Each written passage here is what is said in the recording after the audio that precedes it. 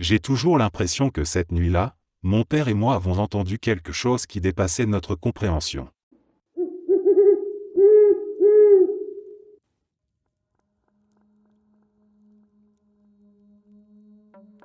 Je rentrais chez moi en train. Il était tard, vers 23 heures, quand nous sommes arrivés à l'avant-dernière station. Je devais descendre à la toute dernière. Pendant que les gens entraient et sortaient, j'ai regardé par la fenêtre en direction du quai. Un autre train était arrêté sur la voie d'en face. Dans l'une de ces fenêtres, j'ai aperçu une silhouette floue. Je distinguais seulement qu'il était pâle, chauve, et qu'il tenait une sorte d'orbe rouge dans sa main gauche. Sans trop savoir pourquoi, sa présence me semblait masculine, c'est pour cela que je parle de lui comme d'un homme. Très vite, je me suis senti mal à l'aise. J'avais l'impression qu'il me fixait. Je ne voyais pas ses yeux, pourtant je sentais clairement son regard posé sur moi. Pour me rassurer, j'ai détourné les yeux et observé l'intérieur de mon propre train. Puis j'ai regardé par l'autre fenêtre, de l'autre côté du quai, en me disant que c'était peut-être un simple reflet et qu'il se trouvait en réalité ailleurs. Mais il n'y avait personne. Aucun passager, aucune silhouette. Quand j'ai regardé de nouveau vers l'autre train, le mien a commencé à redémarrer. C'est à ce moment-là que quelque chose d'encore plus étrange s'est produit. L'homme semblait glisser dans la fenêtre du train opposé, avançant exactement à la même vitesse que le mien. Il ne marchait pas, il ne bougeait pas vraiment. Il était simplement là, me suivant, comme si les deux trains étaient liés. J'ai senti mon cœur s'emballer. L'orbe rouge dans sa main semblait plus lumineux à mesure que nous avancions, comme s'il pulsait doucement. Juste avant que l'autre train disparaisse de mon champ de vision, la silhouette a levé légèrement la main, comme pour me montrer l'objet. J'ai alors ressenti une vague de peur intense, mais aussi quelque chose d'autre, une sensation lourde et oppressante, comme si ce regard avait laissé une trace en moi. Puis le train opposé a disparu et l'homme avec lui, sans bruit, sans explication. Lorsque je suis enfin descendu à la dernière station, j'ai presque couru jusqu'à chez moi. J'avais l'impression d'être suivi, même dans les rues vides. Chaque reflet dans une vitrine me faisait sursauter. Arrivé chez moi, j'ai verrouillé la porte et je suis resté longtemps éveillé, incapable de me calmer.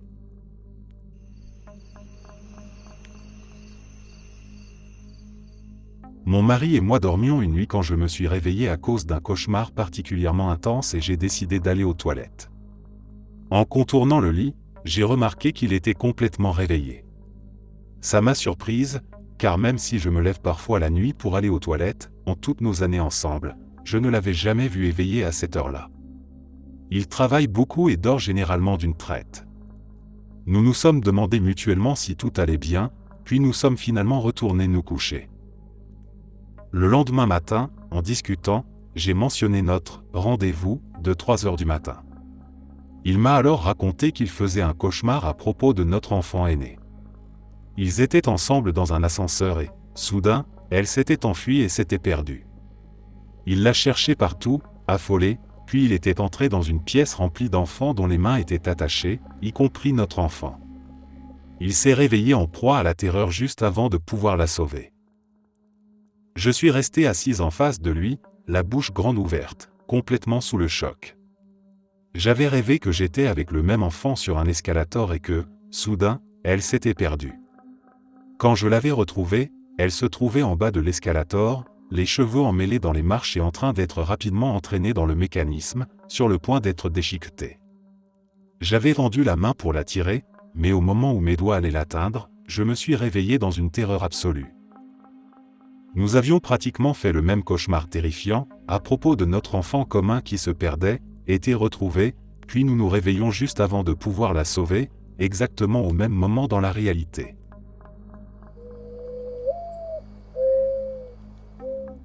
Une fois, je séjournais chez des proches dans le Midwest. À cette époque, toute ma famille était dispersée un peu partout dans le pays. Cette nuit-là, je dormais profondément quand je me suis réveillé en sursaut vers 2 heures du matin. Sans réfléchir, presque par réflexe, j'ai pris mon téléphone et j'ai envoyé un message à ma mère disant quelque chose comme « Qu'est-ce qui ne va pas avec le prénom de ma sœur ?» Elle n'a évidemment pas répondu sur le moment, il était beaucoup trop tard.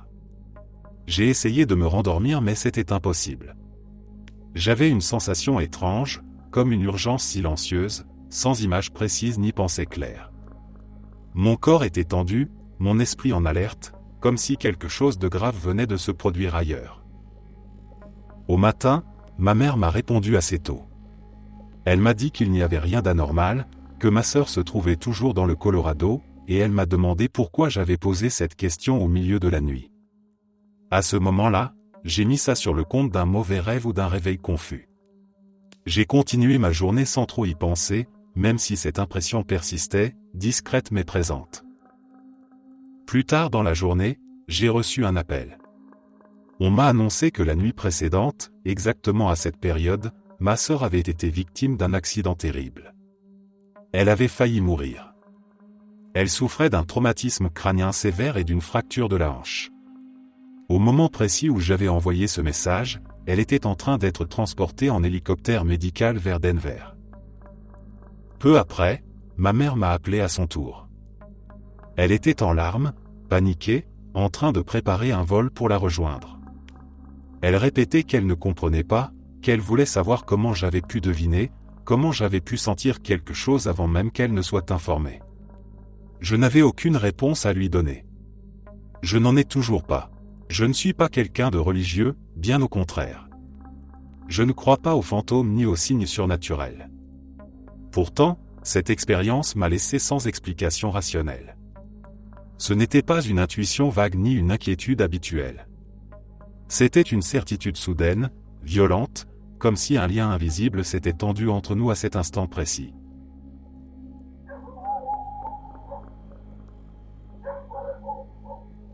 J'ai beaucoup déménagé et j'ai vécu de nombreuses expériences similaires, mais plus légères, dans différentes maisons. Au point que je peux entrer dans un endroit et ressentir une ambiance qui ne colle pas.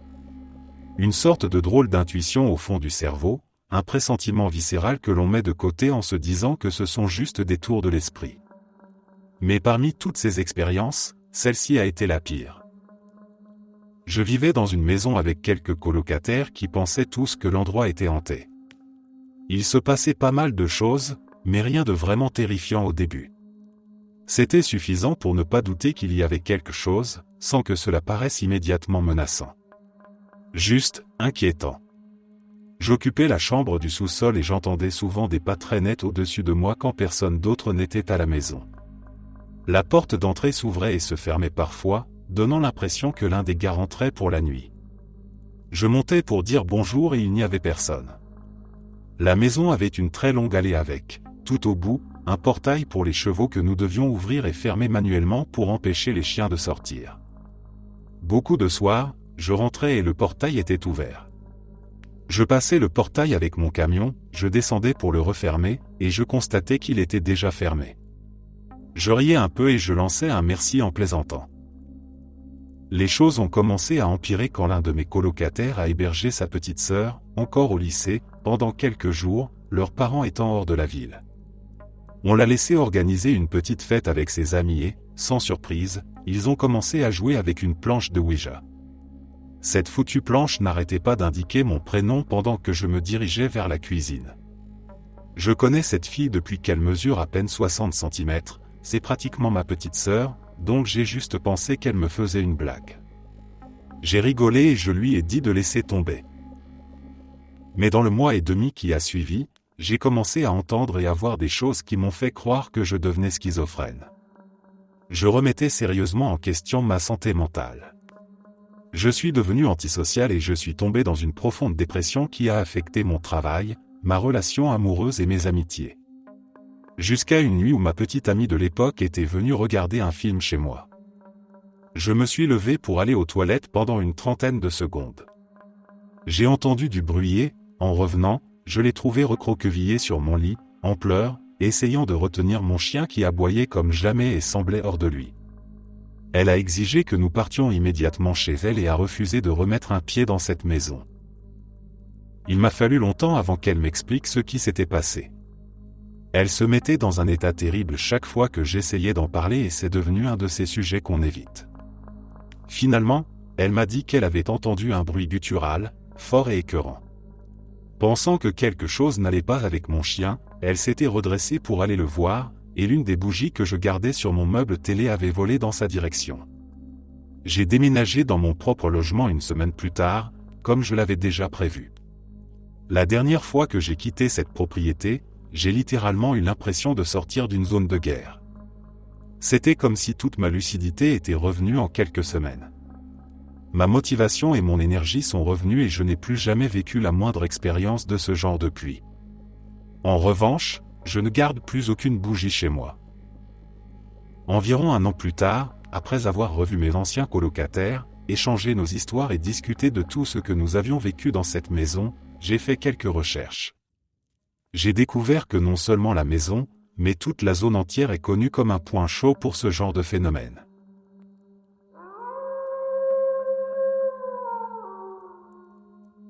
Mon père souffrait d'un cas de thrombose extrêmement compliqué. La situation était si grave que seuls 2 hôpitaux dans tout le pays étaient capables de prendre en charge ce type précis de problème. Il a été admis en soins intensifs et, très vite, les médecins ont décidé qu'il devait être transporté par avion vers l'hôpital le plus réputé du Brésil. Le transfert a duré toute la nuit, entre préparatifs, attente et incertitude. Vers 6 heures du matin, ma mère est venue me voir. Elle m'a dit que son état était stable pour le moment et que lors des visites n'auraient lieu que plusieurs heures plus tard. Épuisé par l'angoisse et la nuit blanche, je suis allé m'allonger en me disant que quelques heures de sommeil me feraient du bien. Je ne me souviens pas des détails précis de ce que j'ai vu ou entendu, mais je me rappelle très clairement d'une présence. C'était une figure calme, profondément bienveillante, qui dégageait un amour rassurant. Elle avait la voix de mon grand-père, le père de mon père, décédé depuis plusieurs années. Il m'a parlé simplement, sans urgence ni inquiétude.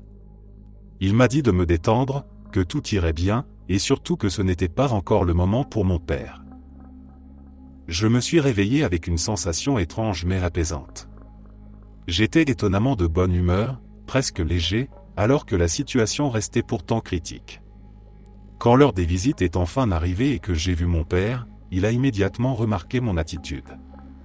Malgré sa faiblesse, il m'a demandé si je comprenais vraiment ce qu'il avait, puisque les médecins nous avaient expliqué que ses chances de s'en sortir étaient faibles. C'est à ce moment-là que je lui ai raconté ce rêve. Je lui ai parlé de cette présence, de cette voix familière, et du message que j'avais reçu. En m'écoutant, il s'est mis à pleurer. Il m'a attiré contre lui et m'a serré longtemps, comme s'il s'accrochait à cette idée, à cet espoir venu d'ailleurs.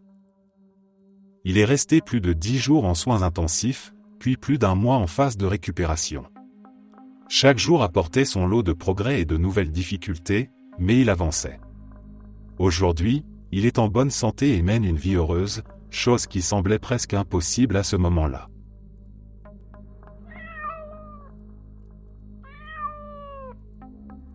La paralysie du sommeil est une chose infernale.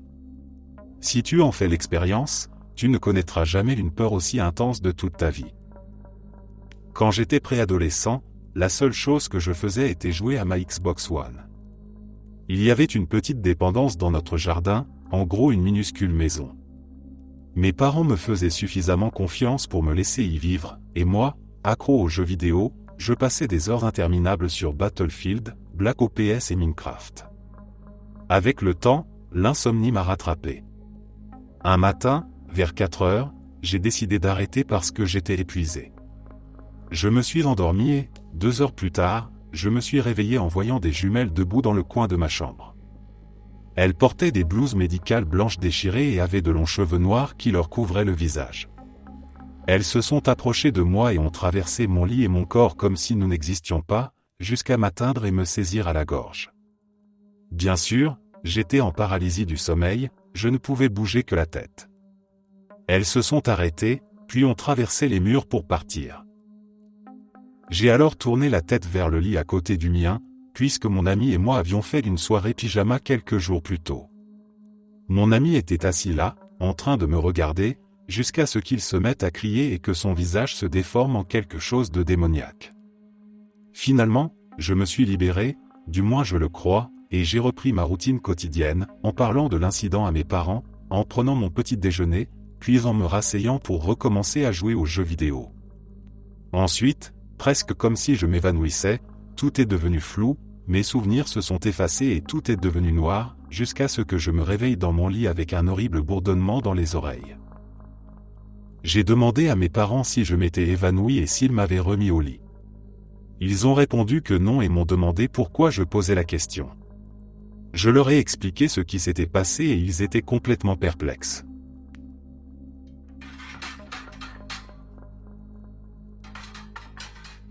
Peu de temps après avoir obtenu ma première voiture, je roulais sans but précis dans différents quartiers, profitant simplement de la liberté que cela me donnait.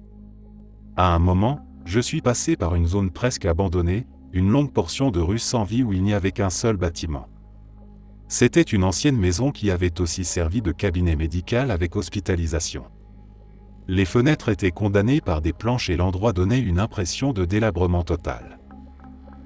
Alors que je passais devant, j'ai aperçu un homme près du bâtiment. Il portait une blouse d'hôpital. Ce détail à lui seul était déjà troublant, car il n'y avait aucun hôpital aux alentours et l'endroit semblait désert depuis des années. Mais ce qui m'a terrifié, c'était son visage. Sa tête semblait profondément entaillée, comme si elle avait été gravement mutilée. La blessure paraissait tellement sévère que je ne voyais pas comment quelqu'un aurait pu survivre à un tel état. Pendant quelques secondes, j'ai continué à rouler, essayant de comprendre ce que je venais de voir. Mon esprit cherchait une explication rationnelle, mais rien ne collait. Pris d'un mélange de panique et de curiosité, j'ai fait demi-tour au prochain accès pour revenir sur mes pas. Mon cœur battait à toute vitesse pendant que je revenais devant le bâtiment. L'homme avait disparu. Il n'y avait plus personne. Aucun mouvement, aucune trace, comme s'il n'avait jamais été là. Le bâtiment était toujours aussi silencieux, figé, et la rue complètement vide. J'ai senti une vague de malaise m'envahir, une peur sourde et persistante.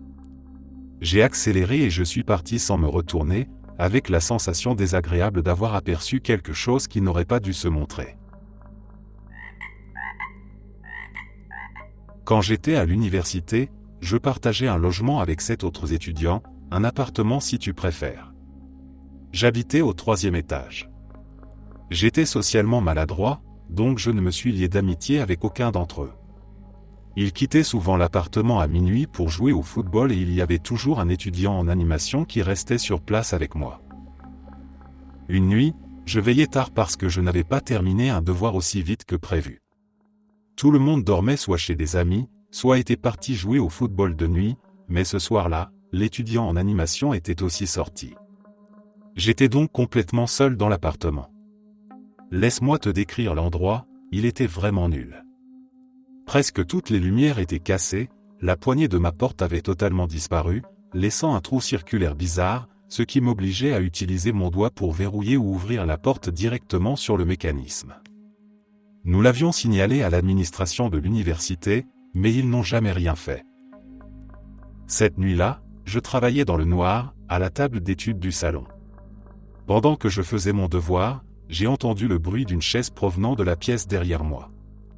J'avais vu tout le monde quitter l'appartement littéralement 2 heures plus tôt, donc je savais que j'étais seul à 100%.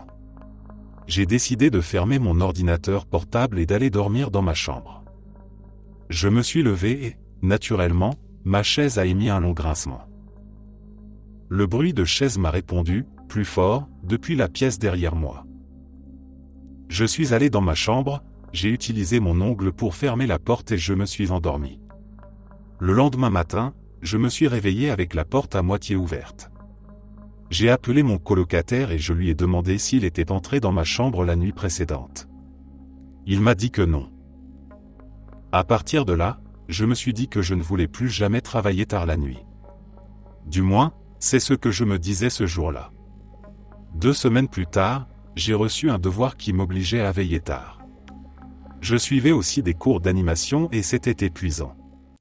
J'ai commencé vers 22 heures environ, puis mes colocataires sont sortis jouer au football, sauf l'étudiant en animation, ce qui me rassurait un peu. Vers minuit, il est parti à son tour après avoir reçu un appel, casque de moto à la main. Il était certain qu'il ne reviendrait pas. J'ai donc essayé de faire mon travail sans trop penser à la pièce derrière moi. Je ne pouvais pas me promener dehors la nuit parce que l'agent de sécurité m'aurait interrogé, pensant que j'essayais de m'introduire dans un dortoir de filles. J'avais des amis, mais je ne voulais pas frapper à leur porte à minuit passé. J'ai alors appelé ma mère, je l'ai vue en ligne, et nous avons un peu parlé de la vie et d'autres choses. Ça m'a calmé et j'ai repris mon travail. Vers 2 heures du matin, j'ai entendu le bruit à nouveau. Je savais que ça venait du même étage parce que le sol vibrait. J'ai fait ce que font tous les personnages stupides dans les films, je me suis levé et je suis allé vérifier la pièce. Je ne sais pas pourquoi, mais je me disais que s'il n'y avait personne, je pourrais me convaincre qu'il n'y avait rien à craindre. J'ai regardé sous le lit et partout. Rien. J'ai refermé la pièce et je suis retourné travailler.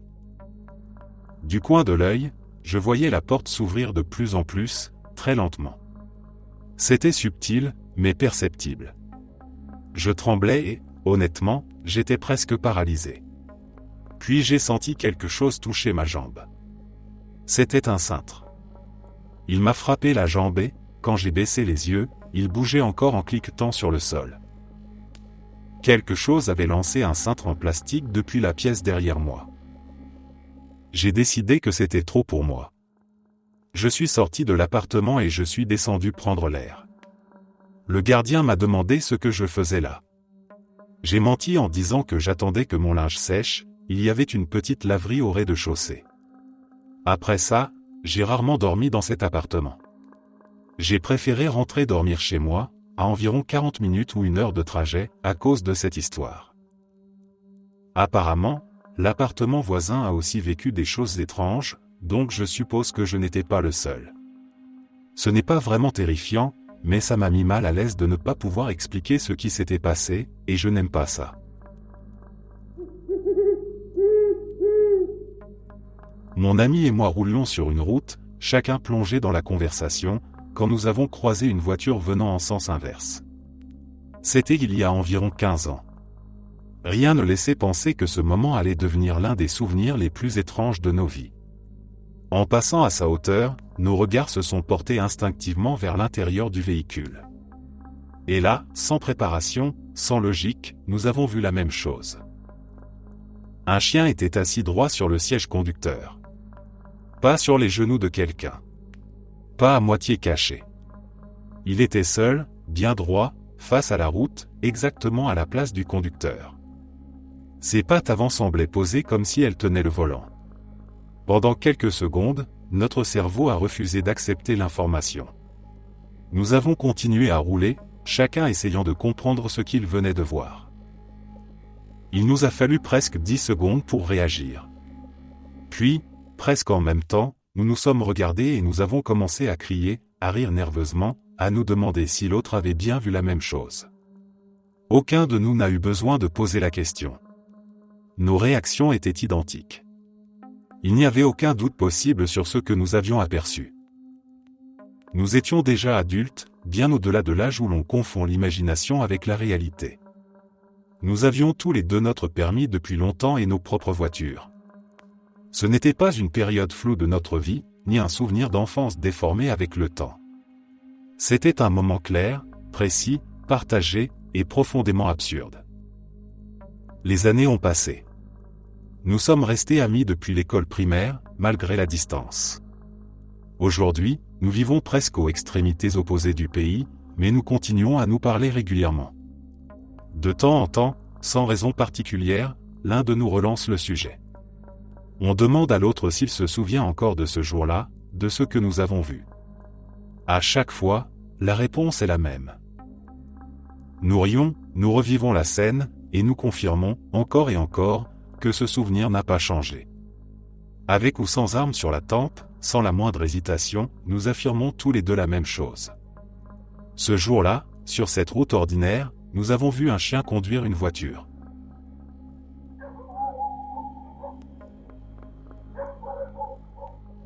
Quand j'étais enfant, je devais avoir environ 6 ou 7 ans, je me suis réveillé au milieu de la nuit et, pour une raison quelconque, j'ai commencé à jouer avec le store de la fenêtre qui se trouvait juste au-dessus de mon lit.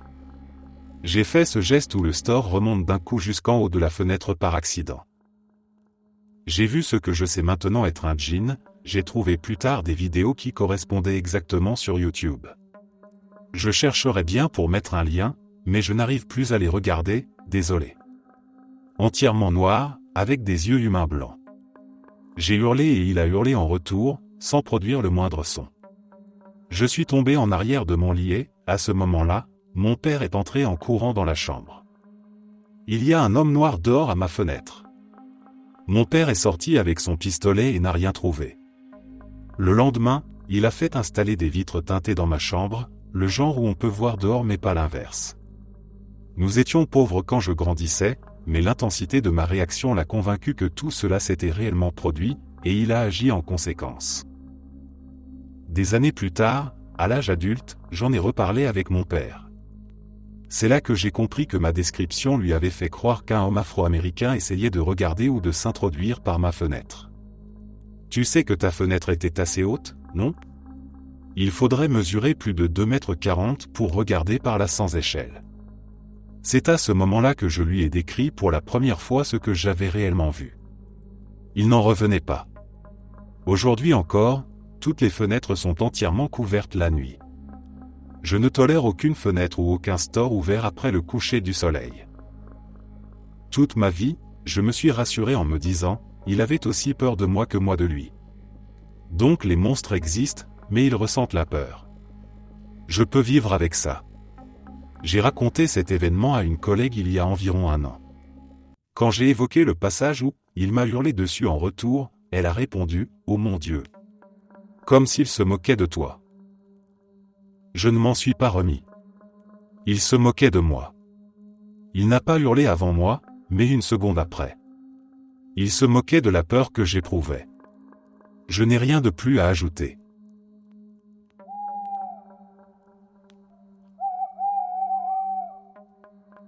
L'expérience la plus étrange que j'ai vécue remonte à une journée passée avec mon grand-père, dans un terrain de jeu près de chez lui. C'était un endroit simple, avec des balançoires, un peu d'herbe et un grand espace dégagé où les enfants du quartier venaient traîner. Nous étions tranquilles, assis à observer autour de nous, quand un garçon un peu plus âgé du voisinage est arrivé. Je le connaissais de vue, sans vraiment lui parler. Sans préambule, il nous a dit qu'il pouvait flotter. Sur le moment, je n'ai pas pris ça au sérieux. Ça ressemblait à une blague d'enfant ou à une tentative d'impressionner. Mon grand-père non plus ne semblait pas convaincu. Pourtant, le garçon s'est avancé vers le milieu du terrain, loin de tout objet, loin des bancs, des jeux ou des arbres. Il n'y avait absolument rien autour de lui. Puis, devant nous, il a quitté le sol. Pas un saut. Pas un mouvement brusque. Il s'est élevé lentement, restant suspendu à environ 10 à 15 cm du sol. Ses pieds ne touchaient rien. Il n'y avait ni corde, ni appui, ni illusion possible. Il est resté là quelques secondes, parfaitement immobile, avant de redescendre comme si de rien n'était. Je me souviens d'un silence total. Ni moi ni mon grand-père n'avons parlé tout de suite. Nous essayions de comprendre ce que nous venions de voir. Le garçon, lui, est reparti calmement, comme si cela n'avait aucune importance. Le reste de la journée s'est déroulé normalement, mais ce moment était resté suspendu dans mon esprit, impossible à classer, impossible à expliquer. Les années ont passé. Plus de 10 ans plus tard, il y a seulement quelques semaines, mon grand-père a reparlé de cet événement. Sans que je n'aborde le sujet, il m'a dit qu'il y pensait encore parfois, qu'il n'avait jamais vraiment digéré ce qu'il avait vu ce jour-là. Il m'a décrit la scène exactement comme je m'en souvenais, sans divergence, sans hésitation. C'est ce qui rend cette histoire si troublante. Nous étions deux. Nous avons vu la même chose, au même moment. Nos souvenirs sont restés identiques malgré le temps. Ce n'est pas une image floue ni un rêve d'enfant qui se serait transformé avec les années. C'est un souvenir clair, partagé, qui résiste encore à toute tentative d'explication.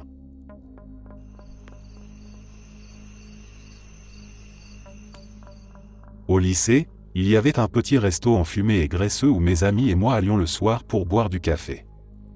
C'était l'un des seuls endroits de la ville où les adolescents pouvaient traîner sans qu'on les oblige à commander un vrai repas. Nous y allions tellement souvent, presque tous les jours, que nous connaissions les serveuses par leur prénom et que nous échangions régulièrement quelques mots avec elles. Un soir, nous sommes entrés et il y avait une nouvelle serveuse, alors nous avons commencé à lui poser des questions sur elle. Elle nous a dit que son mari était chauffeur routier et qu'il déménageait souvent. Nous lui avons répondu que c'était logique puisqu'il était routier, et elle nous a répondu « Non, on déménage souvent parce que plus je vis longtemps dans un endroit, plus j'en apprends sur les gens, car je suis médium. À un moment donné, on est obligé de partir. » Elle est repartie de la table et nous nous sommes mis à rire, à dire n'importe quoi sur elle, à dire qu'elle était folle et que ça collait parfaitement à l'ambiance de ce dîner. Environ 20 minutes plus tard, elle est revenue, s'est assise dans notre banquette, a pris les mains de mon ami et lui a raconté toute son histoire de vie. Pas des choses vagues, mais des détails extrêmement précis de son passé, comme « Tu as été abusé sexuellement par un membre adulte de ta famille quand tu avais 3 ans, dans la salle de bain, pendant l'anniversaire d'un autre membre de la famille. Ta famille le sait, te croit, mais pense que tu devrais simplement passer à autre chose. » Tout ce qu'elle disait était exact. Absolument tout. Elle a parlé pendant peut-être 5 minutes, sans que mon ami ne réponde ni ne fasse quoi que ce soit d'autre que devenir livide. Nous avons revu la serveuse 1 ou 2 fois après ça, puis elle ne travaillait plus là-bas.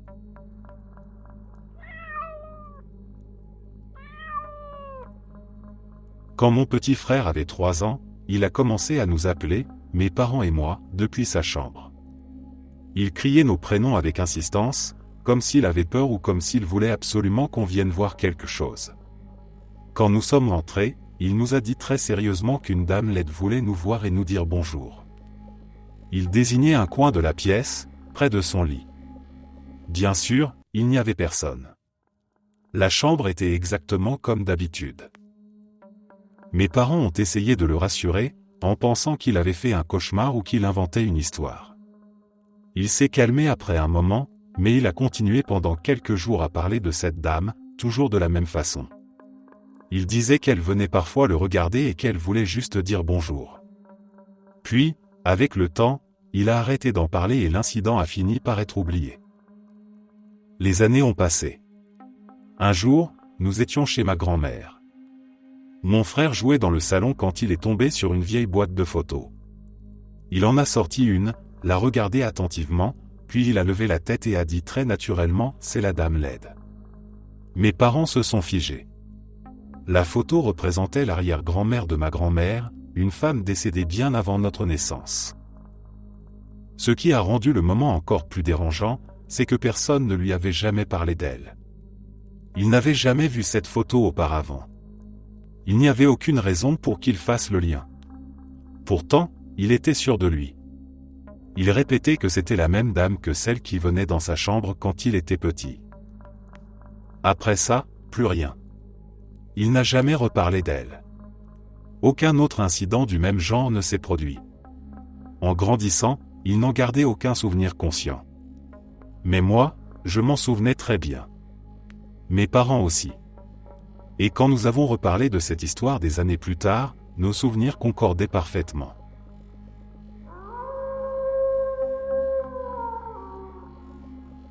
J'avais probablement 13 ou 14 ans et mon frère, qui avait 2 ans de moins que moi, était dehors avec moi en train de jouer au basket.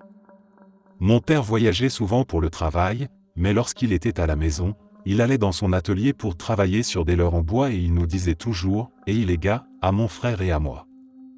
Un soir, alors que mon père était en déplacement professionnel, nous avons tous les deux entendu « Hey les gars » prononcé avec la voix de mon père. Nous avons tous les deux répondu « Hey », pensant qu'il était rentré plus tôt que prévu. Après avoir fini de jouer, nous sommes entrés dans la maison pour demander à notre mère pourquoi papa était déjà là, et elle nous a dit qu'il ne l'était pas. Il est finalement rentré 2 jours plus tard, comme prévu. Mon frère et moi nous en souvenons parfaitement et, encore aujourd'hui, nous sommes incapables d'expliquer ce qui s'est passé.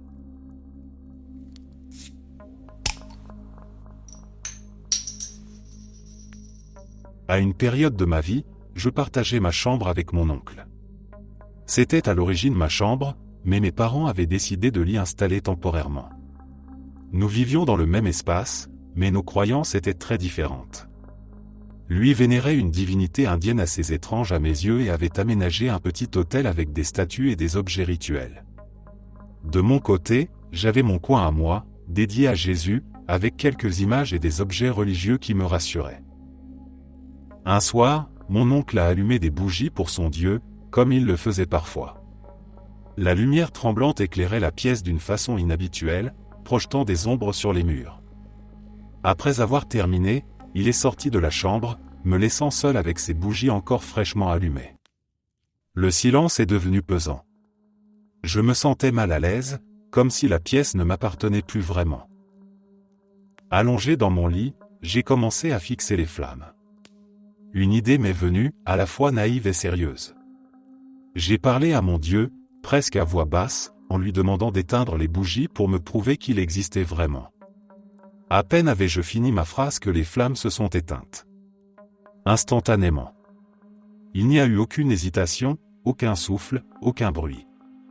Les bougies venaient d'être allumées, il n'y avait aucune raison logique pour qu'elles s'éteignent toutes seules à ce moment précis. Mon cœur s'est mis à battre très fort. La peur m'a envahi d'un coup, mêlée à une confusion totale. Je suis resté figé quelques secondes, incapable de comprendre ce qui venait de se passer. Puis l'angoisse a pris le dessus. Je me suis levé brusquement, j'ai quitté mon lit et je suis sorti de la chambre.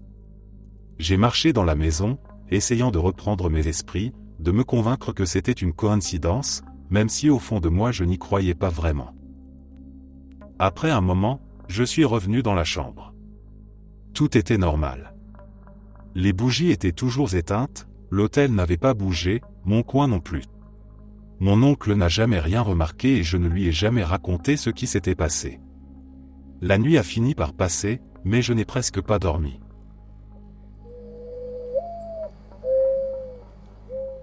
Quand j'étais jeune, mon petit frère et moi explorions souvent les bois et les endroits abandonnés de la campagne anglaise.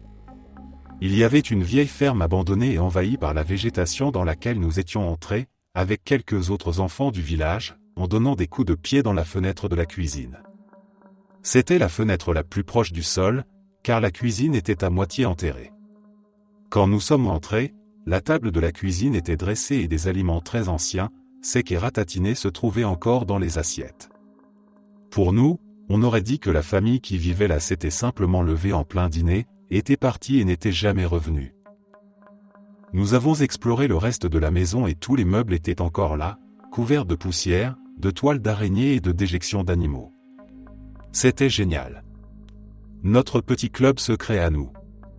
Il n'y avait qu'une seule pièce dans laquelle nous ne pouvions pas entrer. La lourde porte en bois était verrouillée et aucune recherche de clé n'avait jamais donné de résultat. Je ne savais pas l'expliquer à l'époque, mais je ressentais un besoin irrépressible d'entrer dans cette pièce pour voir ce qu'il y avait à l'intérieur, sans doute mon côté perfectionniste de joueur de jeux vidéo. Avec quelques autres, nous avons trouvé dehors une grosse branche d'arbre que nous avons utilisée comme bélier.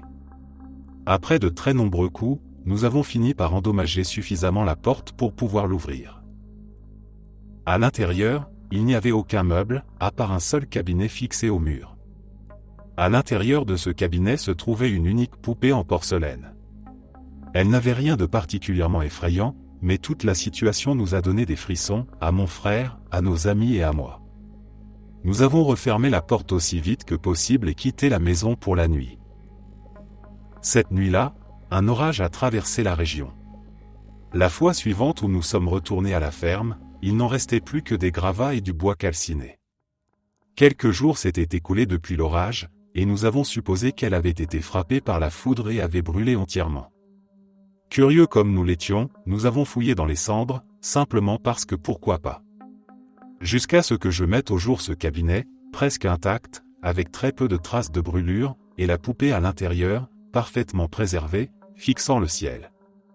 Cela m'a glacé jusqu'à l'os et je n'ai jamais fui quoi que ce soit aussi vite de toute ma vie.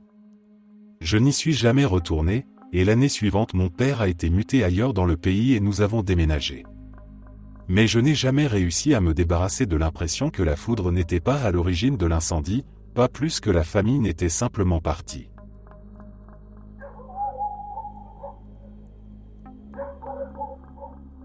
Pour remettre les choses dans leur contexte, je vivais dans un très petit village d'environ 300 habitants. Une route un peu plus importante passait non loin, mais celle qui traversait le village était étroite et rarement fréquentée. La nuit, l'endroit devenait extrêmement calme, presque isolé du reste du monde. Première histoire. Quand j'étais plus jeune, j'avais une cabane dans les arbres au fond du jardin.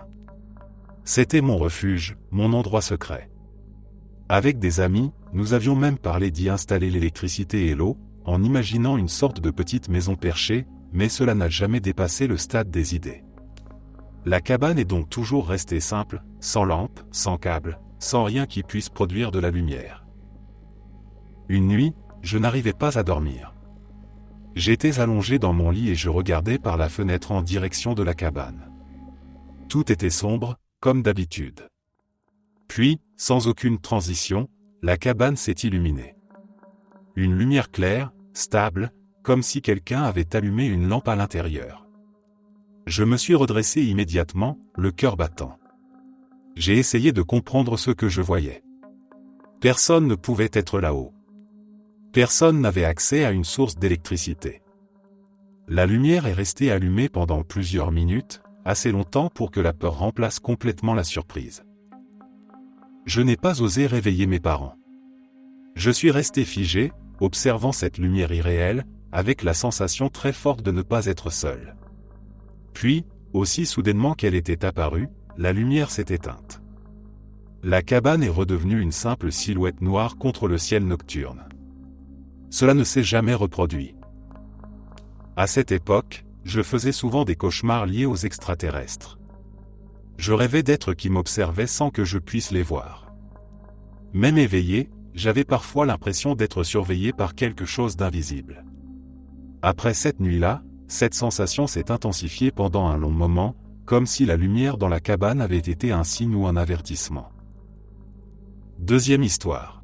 La seconde histoire est encore plus difficile à expliquer. Comme je l'ai dit, je vivais dans un petit village, et la gare la plus proche se trouvait à environ 6 km. Quand mes parents ne pouvaient pas venir me chercher, je faisais le trajet à pied. Cela me prenait en général 45 minutes, parfois un peu plus selon mon allure. Un soir, j'étais chez un ami. J'ai pris le train vers 19h pour rejoindre la gare la plus proche de chez moi. Le trajet en train durait environ 10 minutes. Dans ma tête, tout était simple. Je devais arriver à la maison vers 20h. Le train est arrivé normalement, je suis descendu à la gare, et j'ai commencé à marcher sur la route que je connaissais par cœur. Je me souviens avoir marché sans stress, en regardant parfois le ciel, parfois les maisons au loin. Puis, à un moment donné, quelque chose a changé. Je ne saurais pas dire quoi exactement. Le silence me paraissait plus lourd que d'habitude. Les repères familiers semblaient différents, comme si la route s'étirait devant moi. J'ai continué à marcher, convaincu que j'allais bientôt reconnaître un endroit précis. Quand j'ai enfin aperçu les premières maisons de mon village, j'étais épuisé. En entrant chez moi, j'ai regardé l'heure. Il était passé 21h30. Le trajet avait duré environ 2h30. Je n'avais aucun souvenir précis de ce qui avait causé ce retard. Pas de détour, pas d'arrêt conscient, pas d'événement clair. Juste une longue marche dont une partie semblait floue, presque absente de ma mémoire.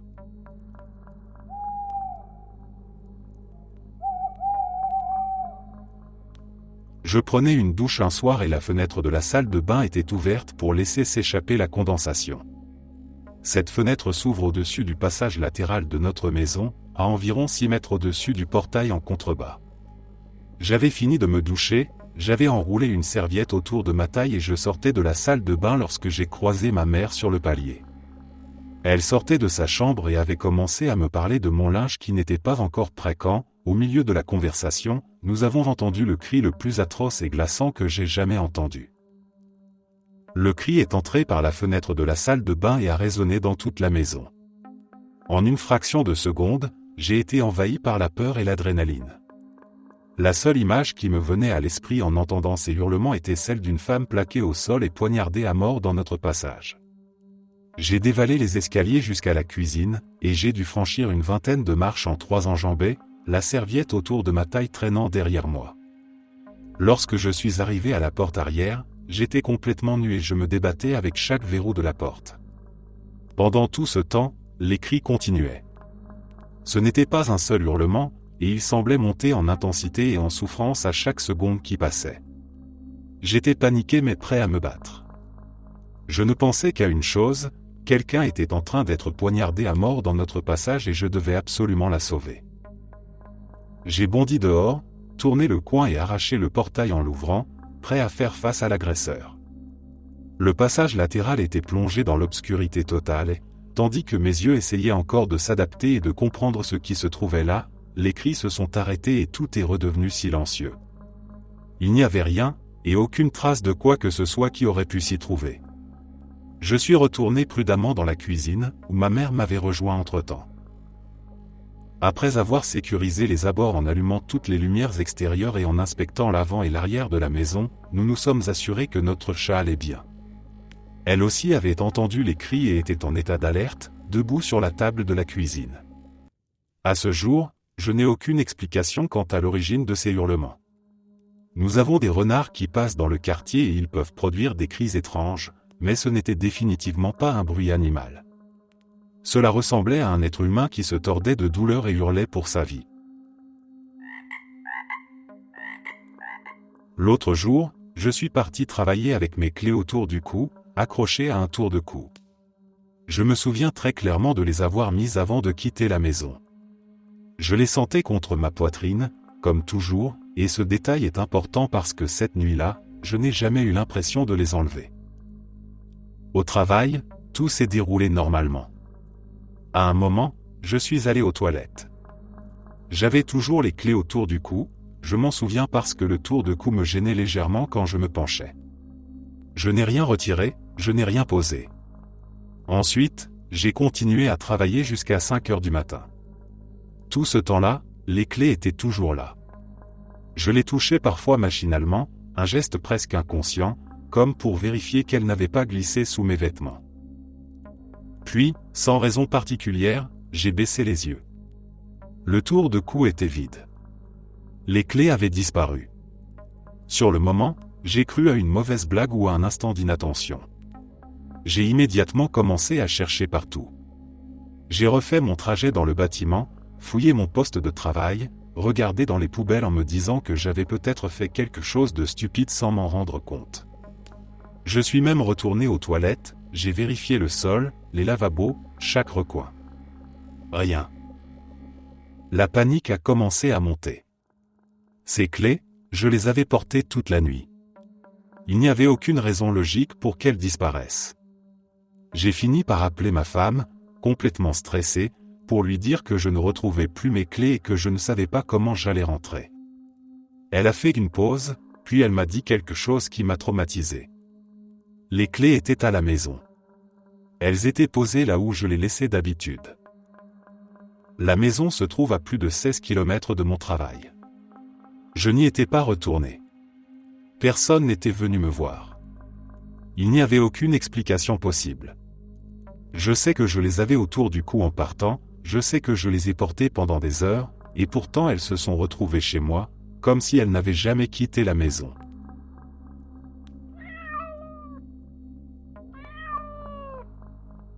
J'étais en 2e année d'université. J'entrais dans mon cours de maths comme n'importe quel autre jour et je m'assis à ma place habituelle, environ 4 sièges à partir du bord, au 3e rang. Même si les places n'étaient pas attribuées, il y avait toujours une fille assise 2 sièges à ma gauche, avec un siège vide entre nous, et son ami masculin encore à sa gauche. Ils semblaient simplement être de bons amis, toujours en train de rire, sans jamais rien qui puisse m'inquiéter. Ce jour-là en particulier, je me suis assis, j'ai sorti mon cahier à spirale et mon crayon, et je suis resté là tranquillement, regardant devant moi et pensant à ce que j'allais faire après le cours. Soudain, j'ai ressenti une étrange sensation. J'ai levé les yeux vers ma gauche et mon cœur s'est presque arrêté. La fille me fixait droit dans les yeux, le visage vide d'expression, et ses yeux brillaient d'un bleu électrique intense, perçant, comme des lasers. Rien de naturel, absolument rien. Je ne peux pas l'expliquer précisément. J'étais pratiquement paralysé, incapable de bouger ou de dire quoi que ce soit. J'ai fini par cligner des yeux, regarder devant moi, puis regarder de nouveau, et la tête de la fille était tournée vers son ami qui parlait à nouveau. Environ 2 ans plus tard, j'étais avec des amis et nous allions en voiture à un restaurant. La circulation devenait dense à cause de l'heure de pointe et nous étions arrêtés sur la voie de droite. J'étais sur la banquette arrière et j'ai levé les yeux, en diagonale vers la gauche, à travers le pare-brise. J'ai regardé dans la voiture arrêtée sur la voie à côté de nous. Son pare-choc arrière était aligné avec notre pare-choc avant, ce qui me permettait de voir facilement le conducteur. Il s'était presque complètement retourné et me regardait, me fixant intensément. Même à cette distance, je voyais que ses yeux étaient de ce bleu perçant, lumineux, semblable à des lasers, et je me suis figé une nouvelle fois. Comme lors du premier incident, j'ai fini par cligner des yeux, détourner le regard, puis regarder immédiatement de nouveau. L'homme faisait face à la route, le feu était passé au vert, et nous avons tous recommencé à avancer. Cela fait environ 15 ans et je n'ai plus jamais vécu quelque chose de semblable, mais ça m'a sérieusement perturbé l'esprit pendant un bon moment.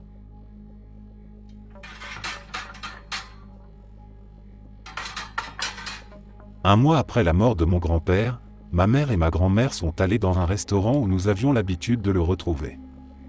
C'était presque un rituel familial. Ils y allaient souvent tous les 3, toujours à la même table, toujours aux mêmes heures. Malgré son absence, elles ont décidé d'y aller quand même, comme pour maintenir un lien avec lui. Ma mère m'a raconté que le repas s'était déroulé normalement.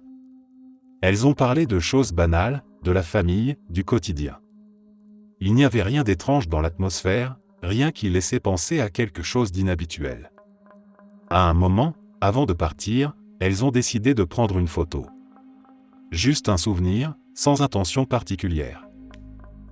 Ce n'est qu'après, en regardant la photo de plus près, qu'elles ont remarqué quelque chose d'anormal.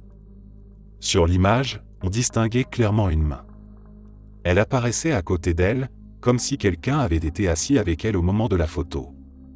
Le problème, c'est que cette main ne pouvait appartenir ni à ma mère ni à ma grand-mère. La position ne correspondait pas, l'angle était impossible. Il n'y avait personne d'autre à leur table. La main semblait familière. La forme, la taille, même la posture rappelait fortement celle de mon grand-père. Ma grand-mère a immédiatement pâli en voyant la photo. Elle a reconnu la main sans hésiter, en disant que c'était exactement comme la sienne quand il posait sa main sur la table pendant les repas. Ce détail les a profondément troublées. Elles ont regardé autour d'elles, essayant de se rappeler si quelqu'un avait pu passer au même moment. Mais rien ne collait.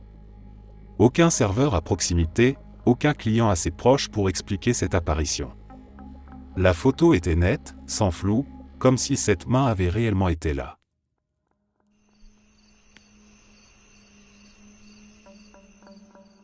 Cela s'est produit quand j'avais 16 ou 17 ans. Je n'ai jamais connu ma grand-mère paternelle. Elle est décédée 2 ans avant ma naissance et mon père n'en parlait pratiquement jamais. Chez lui, les sentiments n'étaient pas quelque chose qu'on exprimait facilement. Je n'avais même jamais vu une seule photo d'elle, car toutes les vieilles images de la famille étaient stockées dans un garde-meuble situé dans une autre ville. Pour moi, elle n'était qu'un nom, une absence floue dont personne ne parlait. Une nuit, j'ai fait un rêve extrêmement précis. Je me retrouvais soudain à marcher dans une petite maison agréable, chaleureuse, comme si je la connaissais déjà. Je traversais un couloir et j'entrais dans une pièce qui ressemblait à un salon. Sur ma gauche se trouvait un ensemble de 2 fauteuils recouverts d'un tissu crème avec de grandes roses vert vif imprimées dessus. Dans l'un des fauteuils était assise une femme âgée. Je savais, sans la moindre hésitation, que c'était ma grand-mère. Je ne saurais pas expliquer comment je le savais, mais cette certitude était immédiate et totale. Elle ne m'a pas regardé. Elle n'a montré aucun signe indiquant qu'elle me voyait ou qu'elle savait que j'étais là. En face d'elle se trouvait un vieux téléviseur à écran bombé, posé dans un meuble en bois. À l'écran, un homme chantait devant un public. Quand il a terminé sa chanson et que la salle s'est mise à applaudir, ma grand-mère a joint ses mains et a applaudi avec enthousiasme, comme si elle faisait partie du public. Il n'y avait rien de triste ou d'effrayant dans la scène. C'était calme, presque banal. Puis le rêve s'est arrêté net. Le lendemain matin, je suis allé dans le salon où se trouvait mon père et je lui ai raconté que j'avais fait un rêve étrange à propos de sa mère. Il a d'abord ricané, visiblement mal à l'aise. Mais quand j'ai décrit les fauteuils, son expression a changé instantanément. Ses yeux se sont écarquillés et il est devenu pâle. Sans dire un mot, il s'est levé et a ouvert un placard du meuble télé. Il en a sorti une petite boîte en métal que je n'avais jamais vue auparavant. Il l'a ouverte et a commencé à en sortir de vieilles photographies jaunies. Il en a fouillé plusieurs avec des gestes nerveux, puis il s'est arrêté sur une image précise. C'était une photo de mon grand-père âgé, assis exactement dans l'un des fauteuils que j'avais décrits, avec le même motif de rose verte. Mon père m'a expliqué que ces fauteuils faisaient partie de leur mobilier depuis leur mariage et qu'ils s'en étaient débarrassés quand j'étais encore un bébé. Je lui ai ensuite raconté le reste du rêve, la télévision, le chanteur, et surtout le moment où elle applaudissait. À ces mots, il est resté silencieux un long moment avant de dire que c'était exactement ce qu'elle faisait toujours. Dès qu'un artiste lui plaisait à la télévision, elle applaudissait spontanément, même seule dans le salon. Cette habitude était quelque chose que seuls ceux qui avaient vécu avec elle pouvaient connaître. Nous sommes restés là, tous les deux, incapables de trouver une explication. Finalement, mon père a simplement dit que c'était très intéressant, d'un ton détaché qui trahissait pourtant son trouble. Puis il s'est isolé dans son bureau pour le reste de la journée, comme s'il avait besoin d'être seul avec ses pensées. Je ne comprends toujours pas comment ce rêve a pu exister. Je n'avais aucun moyen de connaître ces détails, ni les fauteuils, ni ses gestes, ni cette scène précise. Pourtant, tout semblait exact. D'une certaine manière, cela me réconforte. Même si ce n'était qu'un rêve, j'ai l'impression d'avoir rencontré ma grand-mère une fois, dans un moment simple et paisible, comme si elle m'avait laissé un souvenir que je n'aurais jamais dû avoir.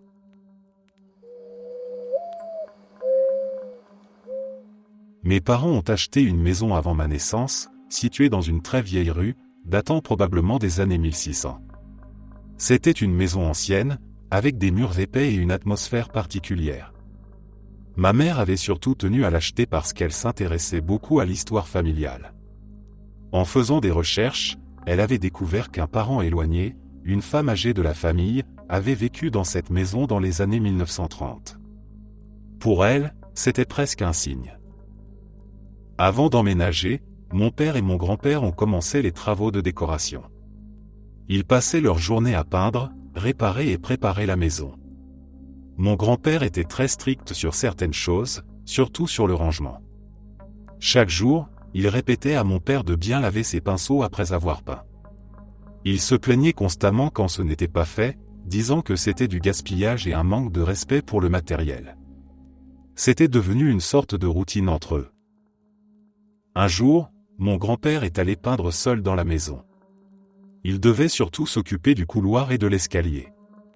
Plus tard dans la soirée, quand mes parents sont arrivés, ils ont remarqué quelque chose d'étrange. Mon grand-père était déjà parti, mais tous les pinceaux étaient restés là, sales, trempés dans la peinture. Cela n'avait aucun sens. Ce n'était absolument pas son genre de partir sans tout nettoyer. Ma mère l'a immédiatement appelé, inquiète. Il a répondu normalement, mais a simplement dit qu'il avait oublié, ce qui a encore plus surpris mes parents, même s'ils n'ont pas insisté. Les années ont passé et mes parents ont finalement quitté cette maison. C'est seulement à ce moment-là que mon grand-père a décidé de dire la vérité. Il a expliqué ce qui s'était réellement passé ce jour-là. Pendant qu'il peignait dans le couloir, près de l'escalier, il avait soudain ressenti une présence glaciale derrière lui. L'air était devenu lourd, presque oppressant. Il a eu un mauvais pressentiment et s'est retourné. Il a alors vu une vieille femme descendre lentement les escaliers. Elle était silencieuse, concentrée, comme si elle suivait un chemin qu'elle connaissait par cœur. À l'instant où il a vu son visage, il l'a reconnue. C'était cette fameuse parente éloignée dont parlait souvent ma mère, celle qui avait vécu dans la maison des décennies auparavant.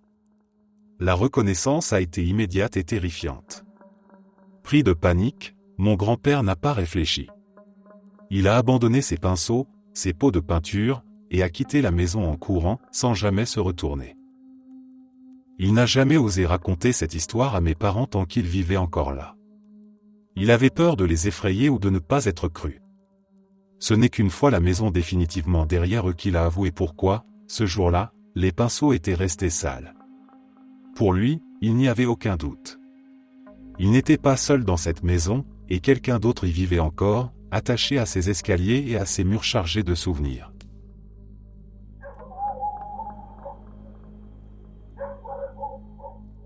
Une fois, quand j'avais environ 12 ans, ma famille a commencé à remarquer un chat noir qui rôdait autour de notre maison. Nous le voyions régulièrement passer près des murs ou traverser le jardin. À chaque fois que quelqu'un essayait de le suivre ou de l'attraper, il disparaissait sans laisser de traces. Ce qui était le plus troublant, c'est qu'il n'y avait aucun endroit évident où il aurait pu se cacher. Pas de buissons épais, pas de cabanon ouvert, rien. Très vite, nous avons commencé à vérifier systématiquement toutes les portes et toutes les fenêtres. Chaque soir, on s'assurait qu'elles étaient bien fermées, au cas où l'animal se serait introduit à l'intérieur sans qu'on s'en rende compte.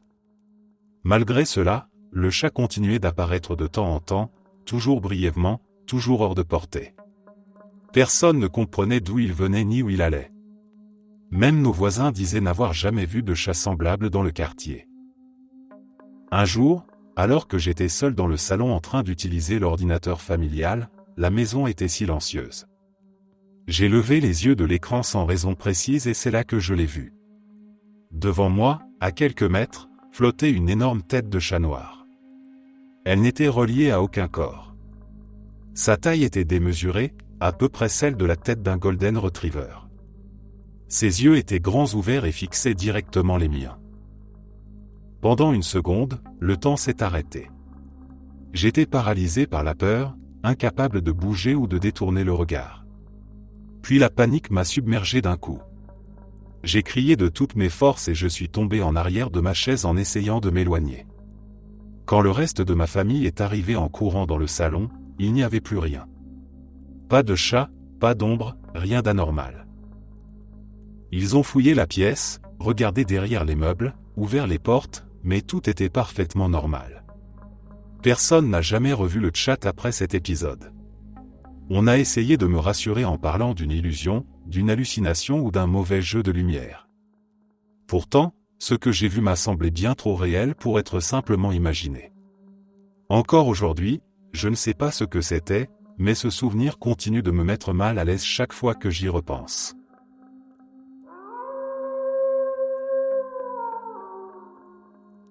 Je travaille dans la production cinéma et télévision. Pour un tournage de publicité, nous avions loué une caméra DV auprès d'un loueur local. Ce n'était pas censé être notre caméra principale, juste une caméra de secours pour une seconde équipe ou pour des questions de continuité. Ce genre de caméra est presque toujours en circulation. Quand on la récupère, il reste souvent des images du tournage précédent sur la cassette ou la carte mémoire. On efface tout et on enregistre par-dessus, c'est une routine parfaitement normale. Le cadreur qui devait utiliser cette caméra m'a appelé à l'écart peu après. Il avait un comportement étrange, presque discret, comme s'il ne voulait surtout pas que les autres membres de l'équipe voient ce qu'il allait me montrer. Il a lancé la lecture des images encore présentes sur la caméra. On voyait ce qui ressemblait à un événement de relations publiques. Une actrice très connue donnait une interview, parlait d'un lancement de produit, souriait devant les caméras. Puis, au fil des secondes, quelque chose changeait. Elle semblait de plus en plus tendue, perdait le fil de ses phrases, hésitait, se répétait. À un moment, elle s'est arrêtée net et a violemment réagi contre le caméraman, visiblement agacé, presque hostile. C'était exactement le genre de séquence où une célébrité se montre désagréable et qui finit par devenir virale sur Internet. J'ai d'abord trouvé ça presque amusant et j'ai lâché un petit rire. Mais le cadreur, lui, était toujours extrêmement nerveux. C'est là que j'ai compris pourquoi. Cette actrice s'était suicidée une semaine plus tôt. D'un coup, tout a pris un autre sens. La vidéo pouvait avoir été tournée le jour même ou très peu de temps avant sa mort. En regardant les images avec ce contexte en tête, l'atmosphère est devenue lourde. Ce n'était plus une simple crise d'agacement. On avait l'impression d'apercevoir un esprit en détresse, un moment intime qui n'aurait jamais dû être vu. J'ai immédiatement supprimé la vidéo et vérifié plusieurs fois qu'elle avait bien disparu de la caméra. Je ne voulais plus jamais tomber dessus. J'ai rendu la caméra sans en reparler. Quelques semaines plus tard, sur un autre tournage, nous avons loué une nouvelle caméra. Ce n'était pas le même projet, pas le même contexte. Le même cadreur est venu me voir à nouveau, avec exactement la même expression inquiète. Sans dire un mot, il m'a montré l'écran. C'était la même séquence. Les mêmes images. La même actrice, la même interview, la même montée de tension, la même explosion de colère. Pourtant, la caméra était différente. Le modèle n'était pas le même, et j'étais presque certain que le loueur n'était même pas le même non plus. Il n'y avait aucune raison logique pour que cette vidéo se retrouve là.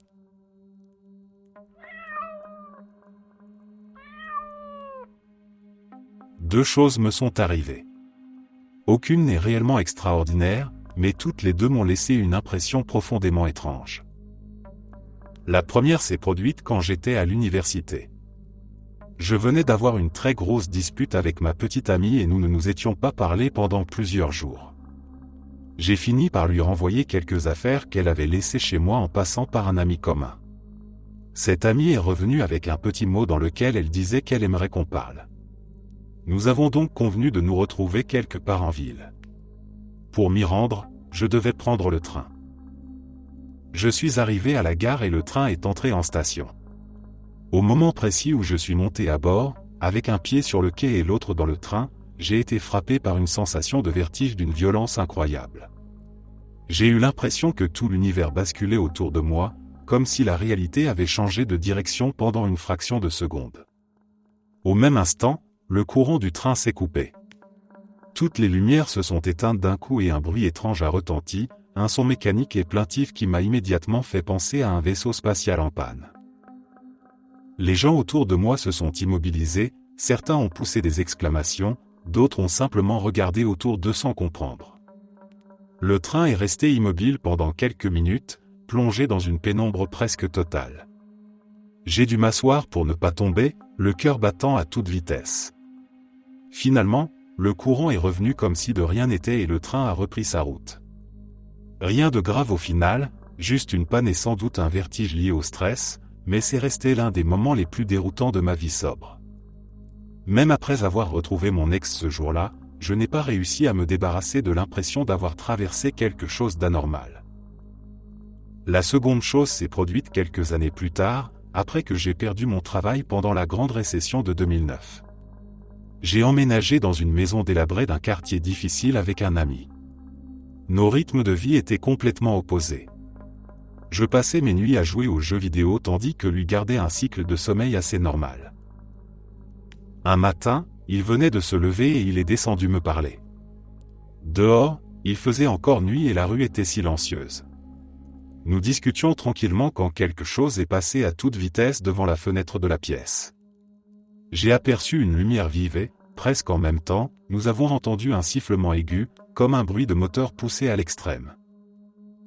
L'objet ou la chose allait incroyablement vite. Plus tard, en reparlant, nous avons estimé qu'il se déplaçait à environ 130 km/h, ce qui aurait été complètement suicidaire dans cette rue étroite et mal entretenue. Pendant quelques secondes, nous avons continué à parler machinalement, chacun essayant de comprendre ce que nous venions de voir. Nos visages se sont crispés en une expression identique de confusion totale.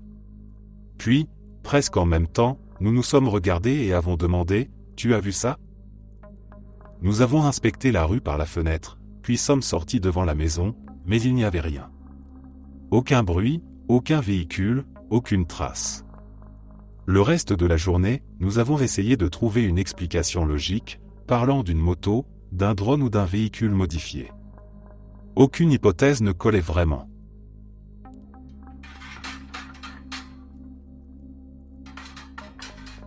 Il y a eu plusieurs moments dans ma vie où de petits objets du quotidien, sans importance particulière, semblaient s'être dédoublés entre deux instants. Rien de spectaculaire, rien de dramatique, justement. C'est peut-être ce qui rend ces souvenirs encore plus troublants. Au lycée, un ami avait oublié chez moi une pellicule photo rangée dans une de ces petites boîtes en plastique. Je l'ai mise de côté avec l'idée de la lui rendre dès que je le reverrai à l'école. Finalement, je ne l'ai pas croisée avant le lundi suivant. Pendant tout le week-end, la boîte est restée sur ma table de nuit, juste à côté de mon lit. Je me souviens très bien l'avoir vue chaque soir avant de m'endormir. Un des jours du week-end, je suis parti faire une longue promenade. Je suis resté dehors environ 3 heures, sans repasser par ma chambre, sans toucher à mes affaires. Quand je suis rentré et que je suis allé me changer, j'ai regardé machinalement ma table de nuit. Il y avait alors 2 boîtes de pellicules. Identiques. Posées l'une à côté de l'autre. J'ai d'abord cru que je me trompais, que l'une d'elles avait toujours été là. J'ai fouillé mes tiroirs, mes poches, cherché une explication logique. Impossible. Je savais très bien qu'il n'y en avait qu'une seule avant de partir. Plus tard, un autre événement du même genre s'est produit. À cette époque, je transportais toujours un peigne avec moi. C'était une habitude presque automatique. Un jour, j'ai conduit pendant plusieurs heures pour aller dans la ville voisine. Une fois garé, avant même de sortir de la voiture, j'ai sorti mon peigne comme je le faisais souvent. Et là, dans ma main, il y en avait 2. 2 peignes strictement identiques. Je me souviens avoir regardé autour de moi, comme si quelqu'un avait pu me faire une blague, alors que j'étais seul dans la voiture. Ce genre de choses s'est produit d'autres fois encore, mais les souvenirs sont plus flous. Je sais que ce n'était pas isolé, mais je n'arrive plus à me rappeler précisément des circonstances. À chaque fois, c'était le même sentiment étrange. Pas de peur immédiate, plutôt une confusion profonde, comme si la réalité avait discrètement glissé sans me prévenir. Ce qui est encore plus étrange, c'est que cela n'est plus jamais arrivé depuis environ 10 ans. Comme si cette période de ma vie avait obéi à des règles légèrement différentes. Quand j'avais une vingtaine d'années, je passais la nuit chez une amie. Elle travaillait souvent de nuit, donc au moment où je commençais à être épuisé, elle était encore parfaitement réveillée. Elle a décidé de rester dans le salon pour regarder des films tandis que je suis allé dormir dans sa chambre. Après avoir dormi un certain temps, je me suis réveillé et je l'ai vue entrer dans la pièce. Il faisait sombre, mais je l'ai reconnue immédiatement à sa longue jupe hippie qu'elle adorait porter. J'ai pensé qu'elle venait chercher du produit pour ses lentilles ou quelque chose de ce genre. Elle s'est assise sur le lit à côté de moi et a fixé la fenêtre sans bouger. Je lui ai demandé ce qu'elle faisait, mais elle n'a pas répondu. D'habitude, quand je suis réveillé en pleine nuit, je reste éveillé pendant des heures. Pourtant, juste après lui avoir parlé, une fatigue écrasante m'a envahi et je me suis rendormi presque instantanément. Le lendemain matin, j'avais complètement oublié cet épisode jusqu'à ce qu'elle me demande pourquoi j'étais venu dans le salon pendant la nuit. Elle m'a expliqué qu'elle s'était endormie devant son film et qu'elle s'était réveillée en me voyant entrer dans le salon et m'asseoir sur le canapé près de la fenêtre. Elle m'avait demandé ce que je faisais, mais je n'avais pas répondu et j'étais resté à regarder dehors en silence jusqu'à ce qu'elle se rendorme. Quand je lui ai dit que, de mon côté, c'était elle qui était venue dans la chambre, nous avons toutes les deux été profondément troublés. Elle m'a alors avoué que la silhouette qu'elle avait vue porter une longue jupe fluide, exactement comme celle que j'avais remarquée dans la chambre. Elle avait simplement pensé que c'était moi et que j'avais emprunté l'une de ses jupes, puisque nous étions les 2 seules personnes dans la maison. En reparlant de la nuit, nous avons réalisé qu'aucune de nous n'avait ressenti de peur sur le moment. Au contraire, nous avions toutes les 2 éprouvé une sensation étrange de calme, presque artificielle. Plus tard dans la journée, nous avons découvert que la porte d'entrée était restée déverrouillée toute la nuit sans que personne ne se souvienne de l'avoir laissée ainsi. Cela a renforcé notre malaise. Elle vivait dans un quartier peu rassurant, ce qui expliquait ma présence chez elle cette nuit-là. Son colocataire était absent et elle ne voulait pas rester seule. Elle est aussi très croyante, et pour elle, tout cela ne pouvait pas être une simple coïncidence. Elle était convaincue que quelque chose de mauvais aurait pu se produire et que nous avions été protégés. Selon elle, ces présences silencieuses étaient des anges envoyés pour veiller sur nous pendant que nous dormions. Quand j'étais enfant, aux alentours de 10 ans, il m'est arrivé quelque chose que je n'ai jamais réussi à expliquer. Un matin, je me suis réveillé dans un endroit totalement impossible. J'étais allongé sur le dessus de mon réfrigérateur. Pas à côté, pas accroché, mais réellement endormi dessus. Sur le moment, j'ai mis quelques secondes à comprendre ce que je voyais. La cuisine m'entourait, vue d'en haut, avec un angle que je n'avais jamais eu auparavant. Le plafond était proche, le bord du frigo sous mon ventre. Je me suis redressé brusquement, le cœur battant, pris entre la peur de tomber et l'incompréhension totale. Il n'y avait aucune explication logique. Le réfrigérateur était trop haut pour que je puisse y grimper seul à cet âge. Il n'y avait aucune chaise, aucun tabouret, aucun meuble à proximité que j'aurais pu utiliser comme appui. Même en imaginant que j'en avais déplacé un, il aurait fallu que je le remette à sa place ensuite, ce qui aurait été impossible sans redescendre. Tout cela aurait dû se produire pendant que je dormais, sans que je me réveille à aucun moment. À ma connaissance, je n'ai jamais été somnambule. Jamais avant, jamais après. Et certainement pas au point d'accomplir une action aussi complexe, demandant de l'équilibre, de la force et une certaine logique.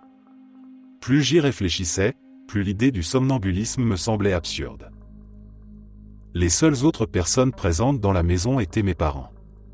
Quand je leur ai raconté ce qui s'était passé, ils ont été tout aussi surpris que moi. Aucun d'eux ne m'avait déplacé pendant la nuit. Et même s'ils l'avaient voulu, il leur aurait été extrêmement difficile de m'installer sur le frigo sans me réveiller, sans faire de bruit, et sans laisser la moindre trace. Je suis finalement descendu avec précaution, encore à moitié sous le choc. Le reste de la journée, j'avais l'impression d'être légèrement décalé, comme si quelque chose n'était pas à sa place.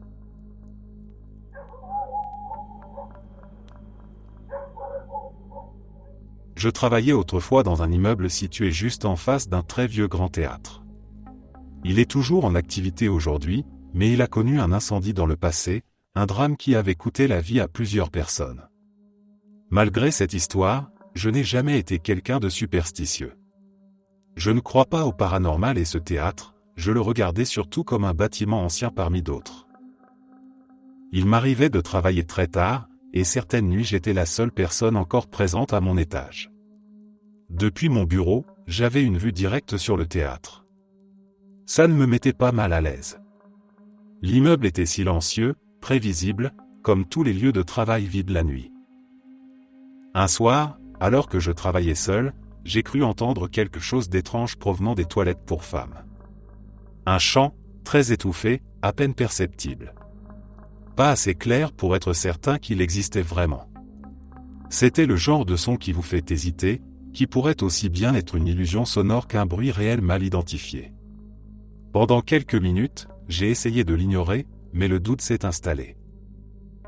Sachant pertinemment que j'étais seul dans les bureaux, probablement même dans tout le bâtiment, j'ai décidé d'aller vérifier. J'ai traversé le couloir, ouvert la porte des toilettes, regardé chaque cabine.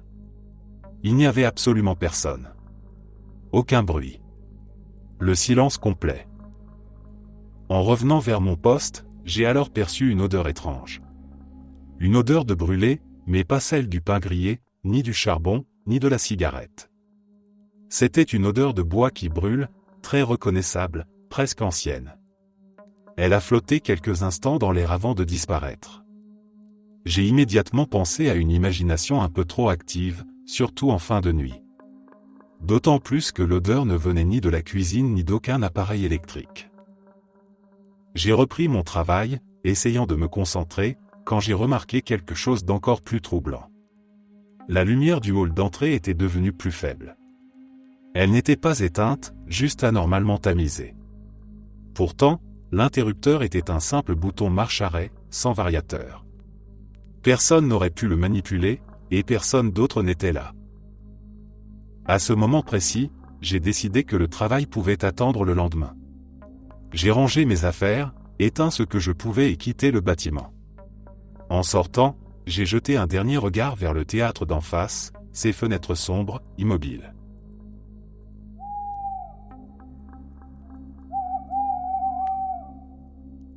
Un jour, je regardais un vieil album photo avec ma mère. En feuilletant les pages, je me suis surpris à lui dire à quel point j'avais l'air heureux à cette époque-là. Pour moi, c'était une évidence. Les souvenirs me revenaient naturellement, comme si je revisualisais des moments de mon enfance. Ma mère m'a alors regardé avec un air étrange et m'a corrigé calmement. L'enfant sur les photos, ce n'était pas moi. C'était ma sœur. Sur le coup, j'ai cru à une erreur. Je lui ai rappelé que j'étais bien plus jeune sur ces images, que je me reconnaissais parfaitement. C'est là qu'elle m'a expliqué que je n'étais né que 6 ans plus tard, et en plus dans un autre pays. Ces photos avaient été prises bien avant ma naissance. Pourtant, quelque chose en moi refusait cette explication. Je lui ai alors raconté ce dont je me souvenais. Pas seulement des images, mais des sensations, des moments précis. Je lui ai parlé d'une vieille femme qui se trouvait là ce jour-là, même si elle n'apparaissait sur aucune photo. J'ai décrit sa voix, sa façon de parler, lente et un peu rauque. Ma mère a blêmi, parce que cette femme avait réellement été présente. Je lui ai raconté qu'elle m'avait acheté un jus d'orange dans une bouteille en forme d'orange pendant que nous attendions mon oncle. Je me souvenais de l'avoir tenu entre mes mains, de la sensation du plastique froid. Je lui ai dit que je m'étais senti gêné quand elle m'avait demandé de poser pour la photo, que je ne savais pas où mettre mes mains et que je regardais légèrement ailleurs. À chaque détail que je racontais, ma mère semblait de plus en plus choquée. Tout ce que je disais était exact. Les lieux, les personnes, l'attente, même des détails qu'elle avait presque oubliés elle-même. La seule chose qui était fausse, selon la logique, c'était mon identité dans ses souvenirs. Cet enfant était ma sœur. Ce n'était pas une seule photo. L'album en contenait beaucoup. Et pour chacune d'elles, j'avais un souvenir associé. Je me rappelais ce qui s'était passé juste avant ou juste après la prise de vue. Une promenade, un moment d'ennui, un éclat de rire. Ma sœur, elle, ne se souvenait de rien. Ces images ne lui évoquaient aucune expérience particulière, comme si elles représentaient la vie de quelqu'un d'autre. Ce qui rend tout cela encore plus troublant, c'est que je suis né 6 ans plus tard, dans un pays totalement différent. Je n'aurais jamais dû être là. Et pourtant, ces souvenirs sont toujours en moi, intacts, précis, persistants.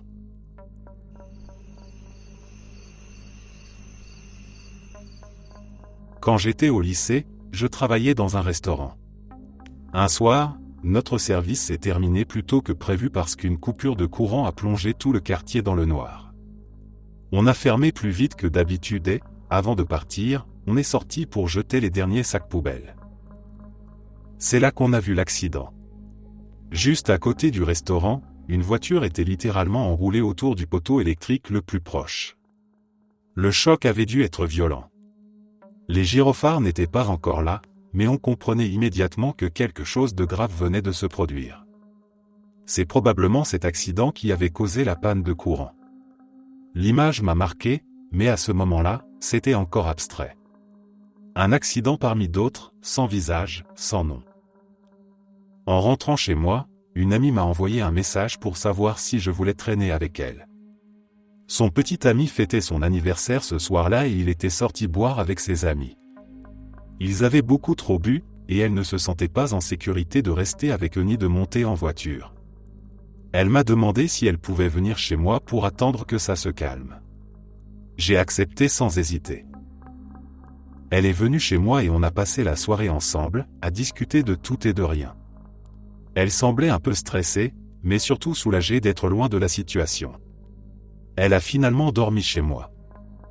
Le lendemain matin, elle est repartie assez tôt, comme si tout était redevenu normal. Environ 2 heures plus tard, j'ai reçu un message d'elle. Très court. Très brutal. Elle m'a dit que son petit ami était mort. Il était dans la voiture qui s'était écrasée contre le poteau électrique, celui juste devant mon lieu de travail. La voiture que j'avais vue en quittant le restaurant. La connexion s'est faite instantanément et ça m'a donné la nausée. Tout est devenu étrangement lourd. La veille au soir, elle avait été avec moi pendant que lui mourait ailleurs, à quelques rues de là. Sans le savoir, elle avait évité ce trajet, cette voiture, cet instant précis. Si elle était restée avec eux, elle aurait pu être dans ce véhicule. Cette pensée ne m'a jamais quitté. Je me souviens encore très clairement de cette sensation. Ce n'était pas seulement de la tristesse ou du choc. C'était quelque chose de plus étrange, comme si j'avais été placé au milieu d'un carrefour invisible où une décision banale avait changé plusieurs vies.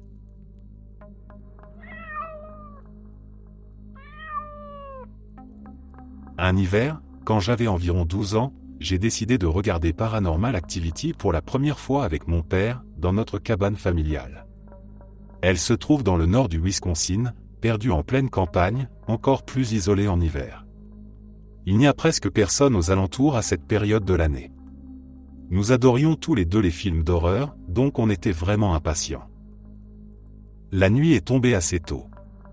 On a volontairement créé l'ambiance parfaite. Toutes les lumières ont été éteintes, absolument toutes, sauf une petite veilleuse au bout du couloir pour repérer la porte de la salle de bain. Je me souviens très clairement d'avoir fait le tour des pièces avec mon père pour vérifier que rien n'était allumé. On s'est installé devant le film, concentré, un peu tendu mais excité.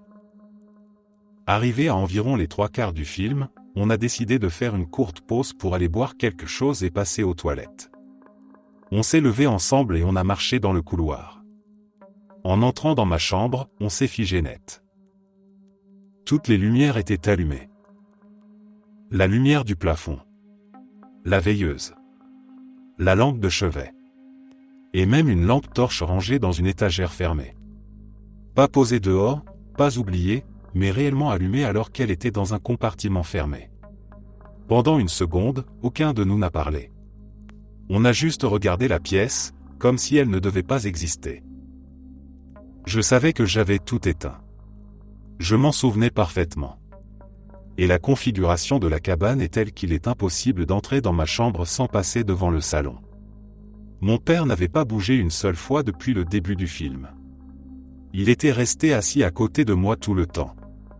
Et quand je l'ai regardé, j'ai vu sur son visage qu'il était aussi choqué que moi. On a vérifié chaque interrupteur. Tout fonctionnait normalement.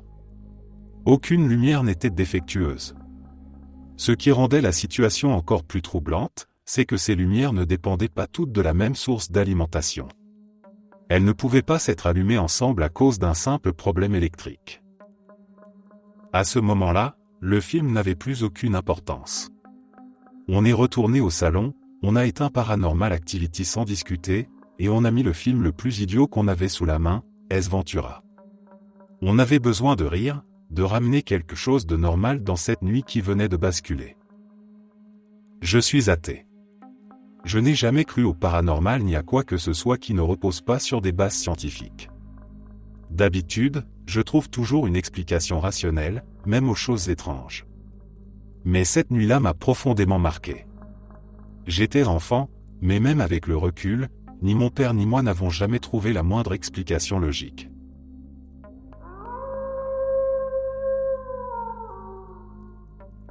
Je n'ai rien vu ce soir-là, mais j'ai entendu quelque chose que je n'oublierai jamais.